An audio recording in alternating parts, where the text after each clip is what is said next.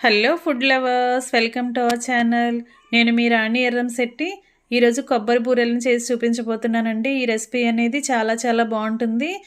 ఇది ఎక్కువ మంది ఇష్టపడే రెసిపీ అండి. ఆ రెసిపీ అనేది నేను మీకు చేసి చూపించబోతున్నాను. వీడియోని ఎక్కడ స్కిప్ చేయకుండా లాస్ట్ వరకు చూడండి. అంతేకాకుండా మీరు గనక నా ఛానల్ని ఫస్ట్ టైం చూస్తున్నవారైతే రన్ అవుతున్న వీడియో కింద రెడ్ కలర్లో సబ్స్క్రైబ్ అనే ఆప్షన్ ఉంటుంది కదా, దానిని టచ్ చేసి ఏఎల్ఎల్ ఆల్ అని బెల్ ఐకాన్ని కూడా యాక్టివేట్ చేయండి. నేను పెట్టబోయే రెసిపీస్ అన్నీ కూడా మీ ఫోన్కి నోటిఫికేషన్కి వస్తాయి. ఏ రోజు రెసిపీ ఆ రోజు ఓపెన్ చేయొచ్చు. ఫ్రెండ్స్, నేను డైలీ మార్నింగ్ 5 o'clockకి అలాగే ఈవినింగ్ 5 o'clockకి రెసిపీస్ అనేవి పోస్ట్ చేస్తూ ఉంటానండి. ఆ టైం అనేది మీరు నోట్ చేసుకుని మీ ఫోన్కి నోటిఫికేషన్ వచ్చినప్పుడు ఓపెన్ చేసి చూసుకోండి. ఫ్రెండ్స్, ఇంకా ఈ రెసిపీ అనేది చాలా చాలా బాగుంటుందండి. ఆ ప్రాసెస్ అనేది కొంచెం ఎక్కువగానే ఉంటుంది. వీడియో లెంగ్తీగా అనిపిస్తుంది. మీరు వీడియోని మధ్య మధ్యలో స్కిప్ చేయకుండా లాస్ట్ వరకు చూడండి. అలాగే మీరు కూడా ఈ రెసిపీని ట్రై చేసి మీ ఫ్యామిలీకి కూడా సర్వ్ చేయండి. వీడియోని స్కిప్ చేయకుండా చూడండి. ఇంకా ప్రాసెస్లోకి వెళ్ళిపోదామండి. ఈ ప్రాసెస్ అనేది కొంచెం ఎక్కువ టైమే పడుతుంది. మీకు స్కిప్ చేస్తే అర్థం కాదండి. ఇంకా స్టార్ట్ చేద్దామండి. ఇంకా ప్రాసెస్లోకి వెళ్ళిపోదాం. ఇలా ఒక ఖాళీగా ఉన్న పెద్ద గిన్నెను తీసుకుని, ఇది 1/2 kg గ్లాస్ అండి, 1/2 kg బియ్యం గ్లాసు. ఆ గ్లాస్తో నేను బియ్యం అనేది కొలిసి చూపిస్తున్నాను. మీరు వీడియోని స్కిప్ చేయకుండా కరెక్ట్గా చూడండి. నేను 1 kg బియ్యానికి ఈ కొబ్బరి బూరెలు అనేవి ప్రిపేర్ చేయాలనుకుంటున్నాను. ఆ కేజీ బియ్యానికి కూడా నేను కొలిచి చూపిస్తాను. ఇలా కేజీ బియ్యం అంటే 4 గ్లాసులు వస్తాయండి. ఇది ఒక్కొక్కటి 1/2 kg పడుతుంది. అలాగే 4 గ్లాసులు బియ్యం తర్వాత ఇంకా 2 గ్లాసులు ఎక్స్ట్రా మనం నానబెట్టుకోవాలండి. ఎందుకంటే బెల్లం క్వాంటిటీని బట్టి కొన్ని పాకం ఎక్కువగా వస్తే కొంత పిండి అవసరం అవుతుంది. అందుకే మనం కొంచెం ఎక్కువగానే పిండిని ఆడించుకొని పక్కన పెట్టుకోవాలి. మీరు కేజీ బియ్యం అంటే కరెక్ట్గా కేజీ బియ్యమే ఆడించుకోకూడదు. మరపట్టించేటప్పుడు 2 గ్లాసులు ఎక్స్ట్రానే ఆడించుకోవాలి. నేను 6 గ్లాసులు కొలిచి చూపించానండి. నాకు 4 గ్లాసులే అవసరం అవుతాయి, కానీ నేను 6 గ్లాసులు కొలిచి చూపించాను. 6 గ్లాసులు బియ్యం కూడా ఇలా గిన్నెలో వేసేసుకుని వాటర్ పోసుకుని 2-3 సార్లు బాగా కడుక్కోవాలి. ఇవి రేషన్ బియ్యం అండి. రేషన్ బియ్యం అయితే మనకి అరిసెలు అనేవి, కొత్త బియ్యంతో అరిసెలు అనేవి, కొబ్బరి బూరెలు అనేవి చాలా పర్ఫెక్ట్గా వస్తాయి. మెత్తగా ఉంటాయి. తింటూ ఉంటే చక్కగా అనిపిస్తాయండి. అందుకే మనం రేషన్ బియ్యం యూజ్ చేసుకోవచ్చు. రేషన్ బియ్యం కొంచెం పౌడర్ స్మెల్ వస్తూ ఉంటాయి కదా, అందుకే మనం 4-5 సార్లు ఎక్కువగా వాటర్ పోసుకుని బాగా కడుక్కోవాలి. అలా ఎక్కువగా వాష్ చేసుకుంటే ఆ స్మెల్ అనేది మొత్తం పోతుందండి. తర్వాత మనం నానబెట్టుకుని ఉంచుకోవాలి. ఈ బియ్యం అనేవి మనం మార్నింగ్ కొబ్బరి బూరెలు ప్రిపేర్ చేసుకోవాలి అనుకుంటే ఈవినింగ్ మనం నైట్ నానబెట్టుకోవచ్చు. లేదంటే మనం మార్నింగ్ నానబెట్టుకుని ఒక 12 hours అయినా కూడా అలా బియ్యాన్ని నానబెట్టుకుని ఉంచాలండి. మధ్యలో 1-2 సార్లు ఆ వాటర్ అనేవి తీసేసుకుని మరలా కడుక్కుంటూ ఉండాలి. ఒక 5 గంటలకు ఒకసారి అలా 2-3 సార్లు కడుక్కుంటే ఆ స్మెల్ అనేది మొత్తం పోయి బియ్యం చక్కగా ఫ్రెష్గా ఉంటాయి. అలా ఎక్కువగా వాటర్ పోసుకుని కడుక్కోవాలండి. మామూలుగా 10 గంటలు నానినా సరిపోతుంది. మరి 12 గంటలు టైం లేదు అనుకుంటే కనీసం 10 గంటలైనా కూడా ఈ బియ్యాన్ని ఇలాగే నానబెట్టుకుని పక్కన పెట్టేసుకుందాం. నానిన తర్వాత ప్రాసెస్ అనేది నేను చూపిస్తాను. ఈ వాటర్ అన్నీ కూడా తీసేసుకుందాం. ఫ్రెండ్స్, నా ఛానల్ని మీరు ఫస్ట్ టైం చూస్తున్న వారైతే సబ్స్క్రైబ్ చేసుకోవటం మాత్రం మర్చిపోకండి. నా ఛానల్ని సబ్స్క్రైబ్ చేసుకుంటే నేను డైలీ 2 రెసిపీస్తో మీ ముందుకు వస్తానండి. ఆ 2 రెసిపీస్ వచ్చినప్పుడు మీ ఫోన్కి నోటిఫికేషన్ వస్తుంది. ఓపెన్ చేసి చూడండి.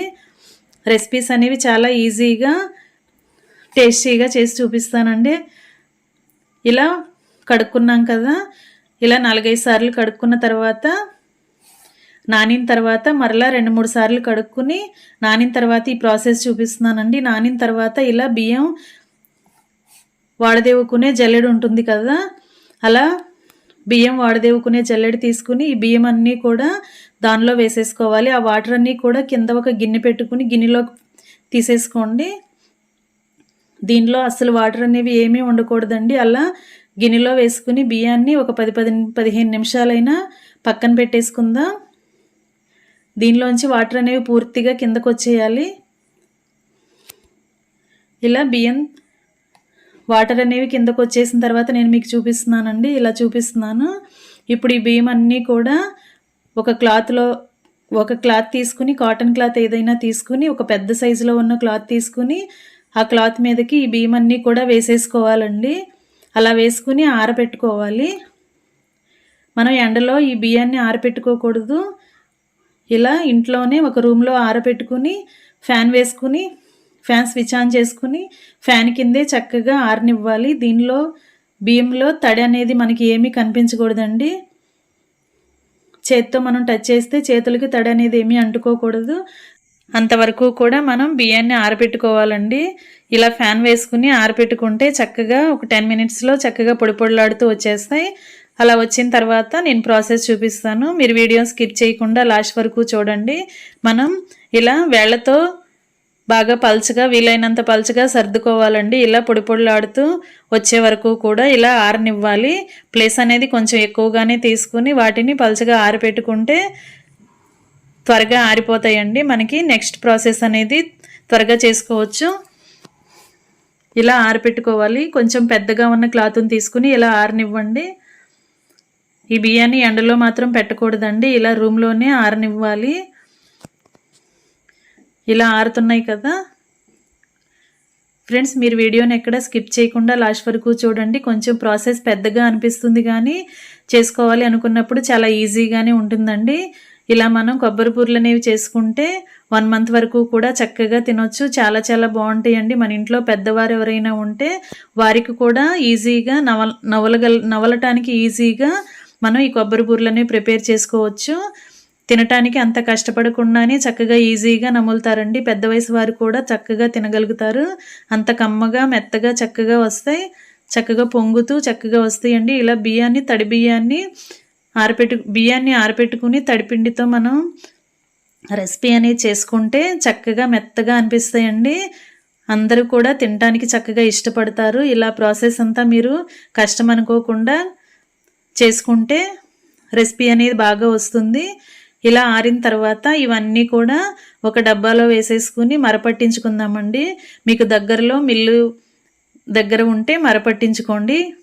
మనం 1.5 కేజీ బియ్యం పోసాం కాబట్టి కొంచెం ప్రాసెస్ అనేది పెద్దదే కాబట్టి మనం మిక్సీలో గ్రైండ్ చేసుకుంటానికి టైం సరిపోదండి. మరపట్టించుకుంటే మెత్తగా చక్కగా వారు ఆడించేస్తారు. ఆ మెత్తగా ఉన్న పిండితో మనం చేసుకుంటే రెసిపీ అనేది చక్కగా వస్తుంది.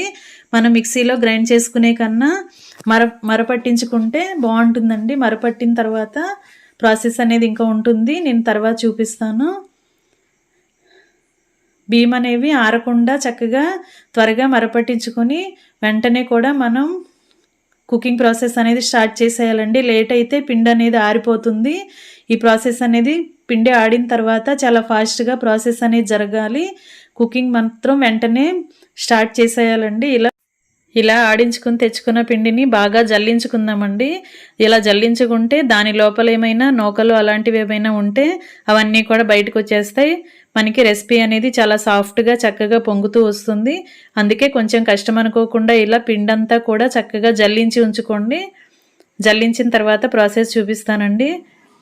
ఈ కొబ్బరి బూరెలు అనేవి ఆయిల్ అనేది అస్సలు పీల్చవండి. చాలా చాలా బాగుంటాయి, కమ్మగా వస్తాయి.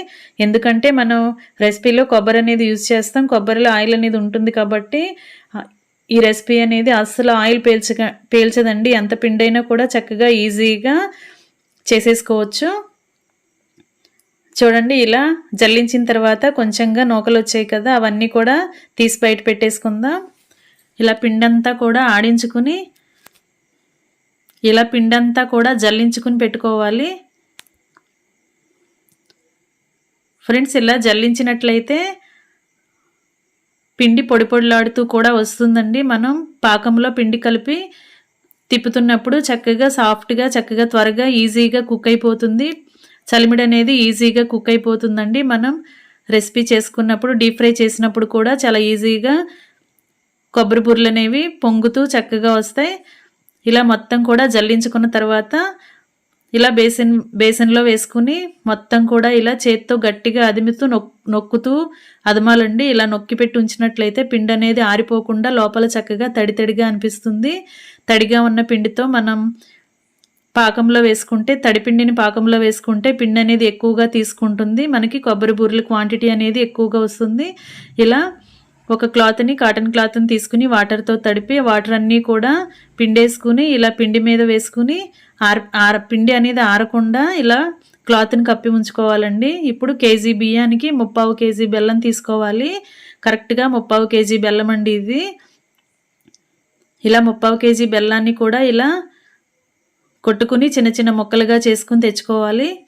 ఇలా తీసుకున్నాం కదా, ఇప్పుడు ఒక మందంగా ఉన్న పాత్రను తీసుకోండి. పెద్దగా ఖాళీగా మందంగా ఉన్న పాత్ర అయితే మనకి పిండి ఉడికించుకోవడానికి ఈజీ అవుతుంది. ఇప్పుడు ఒక 1/2 లీటర్ వాటర్ పోసుకుని ఈ బెల్లాన్ని బాగా కరిగించుకుందామండి.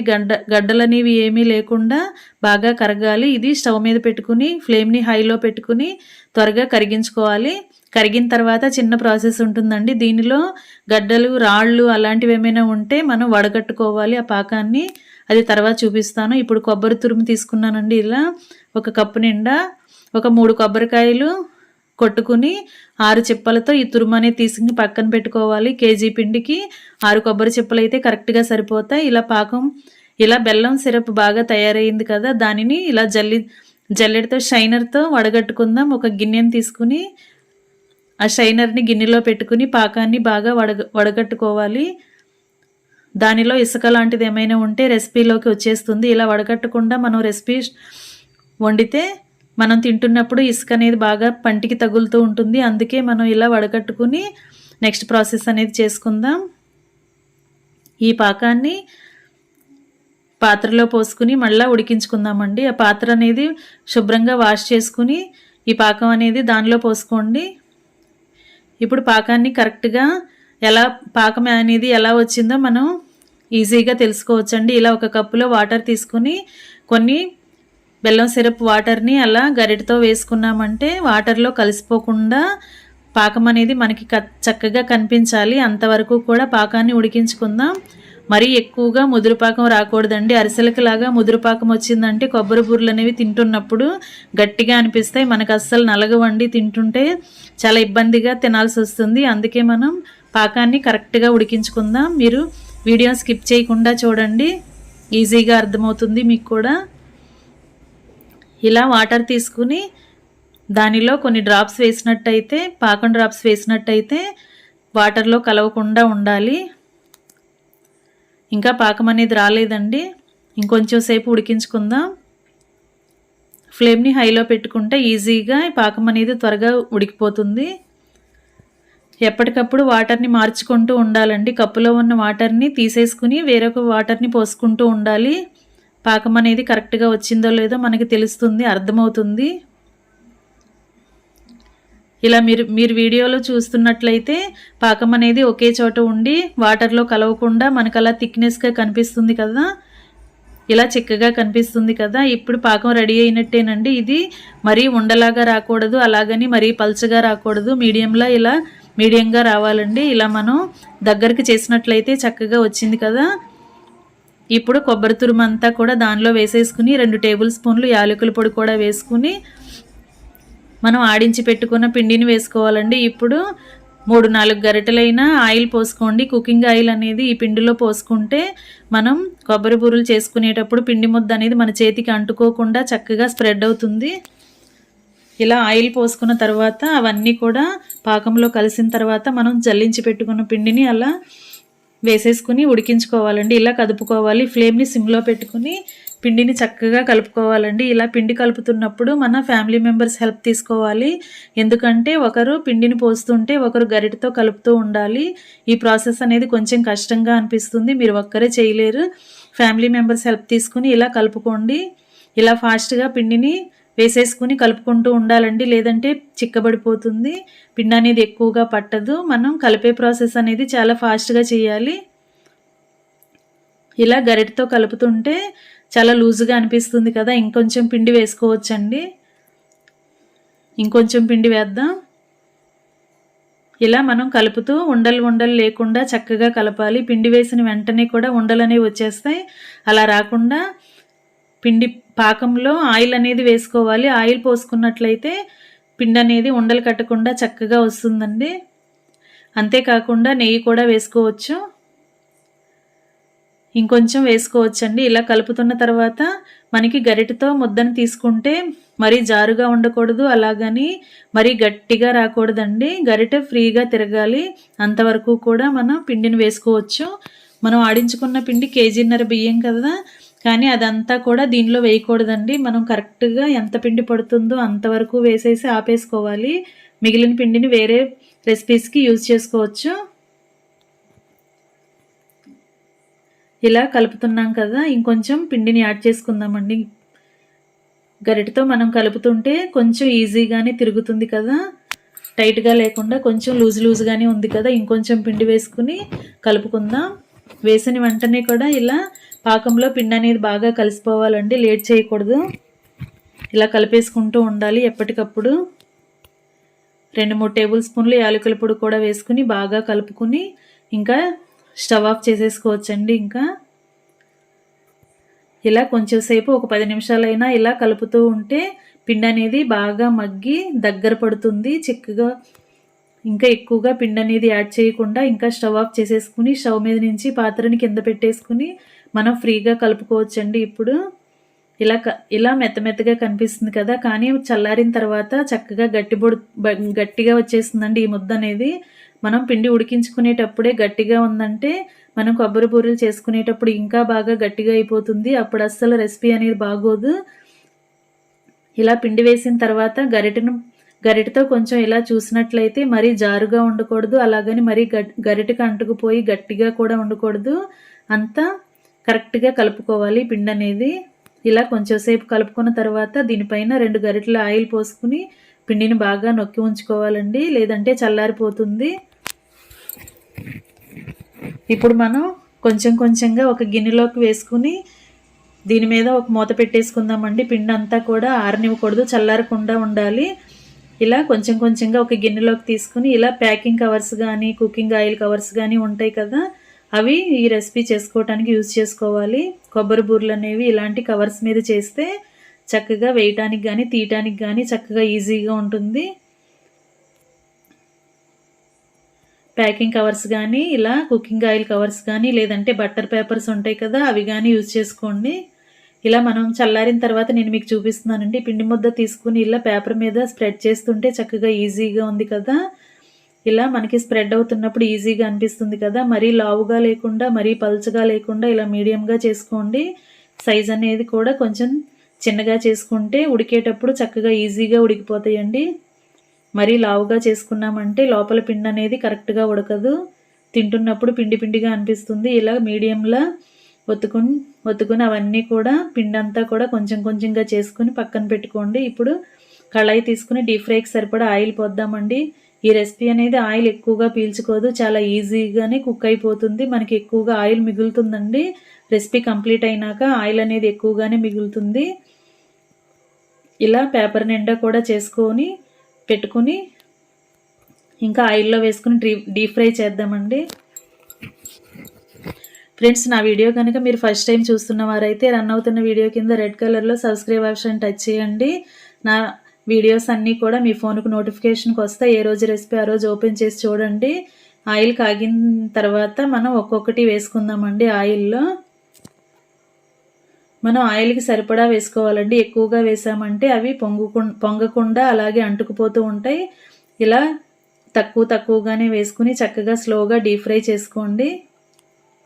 మనం ఆయిల్లో వేసిన వెంటనే చక్కగా పొంగుతూ వస్తాయండి. అప్పుడే పిండి అనేది కరెక్ట్గా ఉడికినట్టు, రెసిపీ అనేది టేస్టీగా ఉన్నట్టు. ఇలా పొంగుతున్నాయి చూసారా, మీరు వీడియోలో కరెక్ట్గా చూసినట్లయితే చక్కగా కనిపిస్తుంది కదా. ఇలా మనం వేసిన వెంటనే చక్కగా ఉడికిన వెంటనే పొంగుతూ పైకి వచ్చాయి కదా, ఇప్పుడు రెసిపీ అనేది టేస్టీగా ఉంటుందని అర్థం.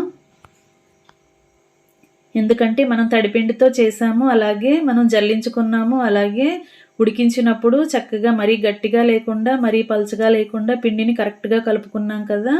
దానివల్ల కొబ్బరి బూరెలు అనేవి టేస్టీగా వస్తాయి, మెత్తగా చక్కగా ఉంటాయండి. ఈ రెసిపీ అనేది ఎక్కువ రోజులు నిల్వ ఉంచుకోవచ్చండి. ఉండే కొద్దీ కూడా టేస్ట్ అనేది బాగా తెలుస్తుంది, కమ్మగా అనిపిస్తాయి. ఫ్రెండ్స్, ఇలా మనం చేసి పెట్టుకున్న పిండి అంతా కూడా ఇలా చేసుకుని డీప్ ఫ్రై చేసుకుని ఇంకా సర్వింగ్ బౌల్లోకి వేసేసుకోవటమేనండి. ఎంతో టేస్టీగా ఉండే కొబ్బరి బూరెలు రెడీ అయిపోయాయి. ఈ రెసిపీ అనేది మీకు నచ్చినట్లయితే లైక్ చేయండి, అలాగే వీడియో మీ ఫ్రెండ్స్కి ఫ్యామిలీ మెంబర్స్కి షేర్ చేయండి. Thanks for watching. నేను మీ రాణి ఎర్రంశెట్టి.